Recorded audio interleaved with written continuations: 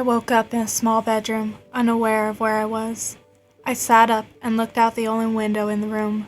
All I saw were trees. Am I in a forest? I thought to myself.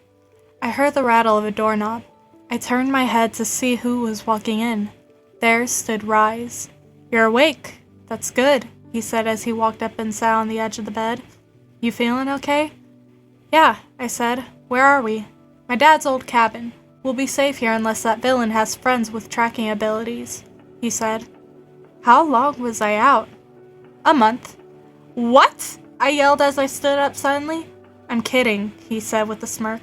"You were only out overnight." I let out a sigh of relief as I sat back down.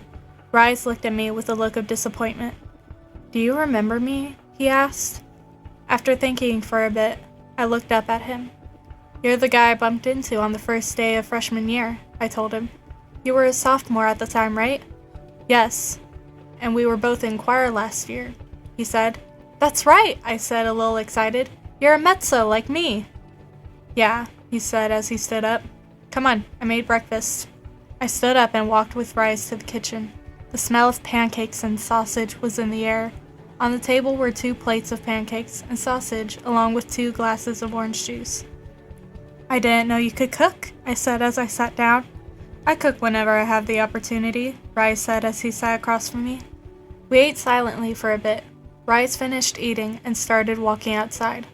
"Come outside when you're done eating," he said before stepping outside. I nodded and continued eating. When I got done eating, I went outside and saw a small patch of the forest was cut down. In the middle was Rhys, who was practicing with his powers. He looked at me and motioned for me to come to him. As I walked over, ice froze over my feet. "I realized something yesterday," he said as ice started slowly growing up my legs. "Yesterday morning, you didn't have a power. Then that villain showed up and you suddenly had super strength." "What about it?" I asked as I shivered from the cold ice that was now up to my thigh. "If you just got your power yesterday, then you haven't had much practice, right?" I knew where this was going. The ice was now up to my waist. I tried moving my legs and the ice started to crack. Rhys held his hand up above his head and a wall of ice grew behind him. He then pointed at me and a strong wind started blowing, sending the cold air my way. I shivered.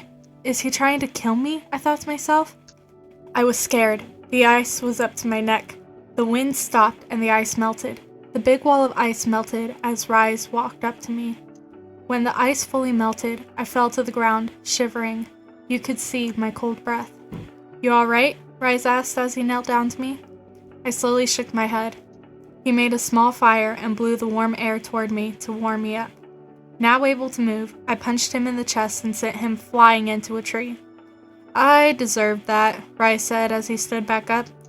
"Could have given me a warning before covering me with ice," I said.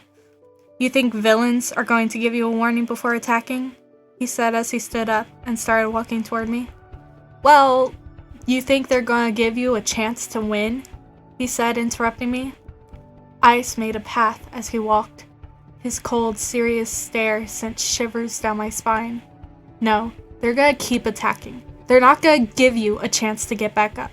They'll keep hitting and kicking until you beg for mercy." I took a few steps back. He was getting closer every second. I backed into a tree. I was now cornered. He got really close and glared at me. "That's when they kill you," he said with a whisper. I just stood there, shaking. He took a step back and looked at me as though he realized something. "What happened just before that villain attacked yesterday?" he asked. I blushed at the thought of Araea's kiss, but I figured Rhys was onto something. "Araea and I met up behind the news studio," I said, still blushing. "He confessed that he liked me, and we kissed." Rhys looked away as though he started thinking about something. "Araea's ability was super strength, right?" he asked. "Yeah. You have super strength," Rhys said. My eyes widened as I started to understand where he was going with this. "You didn't have super strength until after you two kissed," he said. "So what?" I asked. I started thinking he may be right. "You think I copied his power?" "Well, it wasn't by touch," he said as he poked me in the shoulder. Otherwise, you would have several powers by now. I mean, it was my first kiss, I said as I rubbed my shoulder. Perhaps that's your ability. You can kiss somebody and copy their power. That's a bit far-fetched, I said. We don't know if that's true. Only one way to find out, he said with a smirk. No way, I said as I started stepping past the tree. We barely even know each other. True, I guess we'll have to say it's so and trust that it's your ability, he said as he walked past me. You need to shower, you smell like concrete. I scoffed and went inside with Rhys. It was going to be a long day. Hey guys, Silver Nightingale here. Thank you so much for watching, and I really hope you enjoyed it because another one's going to be coming out same time next Tuesday at 4 p.m. My time, it's Central Time. I hope you guys really enjoyed it, and if you did, then please subscribe because I worked really hard and really fast to get this out for you guys because I had work, and as soon as I got home, I got started on this, and it's currently 11 p.m. right now, and I'm tired. I hope you guys really enjoyed. If you did, please subscribe and turn on the notification bell so that you guys get notified every time an episode comes out or every time I stream. Speaking of which, I'm probably not going to be streaming a lot for a while because there's something going on with my streaming service. It's not capturing my video, like it's not capturing my screen whenever I stream for some reason, and I'm trying to figure out why that's happening, and I'm trying to get fixed, but as soon as it does get fixed, I will start streaming Minecraft again. Or the next time I stream will probably either be like if it's like just me and my friends hanging out, or if I'm reacting to something, but for some reason my screen does not, or my streaming service does not want to capture my screen when I'm playing Minecraft. So I will try to get that fixed, and when I do, I will start streaming Minecraft again, but until then, it's probably just going to be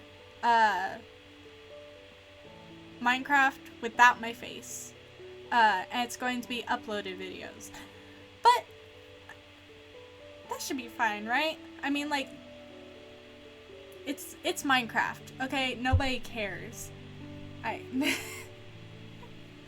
I really do hope you guys enjoyed this. There is so much that's going to be happening in the series soon. Like, y'all's heads are going to explode, I promise you.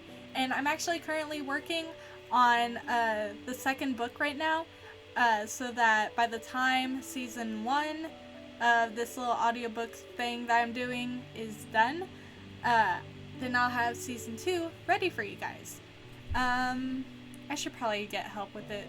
Like, I'm not gonna lie, I feel like I need help, but like, I don't know. I'm too nervous and shy to ask others for help. So, anyways, I'm so bad at doing outro videos like this. I definitely need more practice, but anyways, again, you know what? No, I'm not gonna say that again. I've already said it like twice already. I really do love you guys so much. Yeah, I love you guys so much. I'm gonna go now. Bye! I love you guys. One smile at a time. I will make you all smile. Eventually. If I haven't already made you smile yet, it's coming. Keep watching.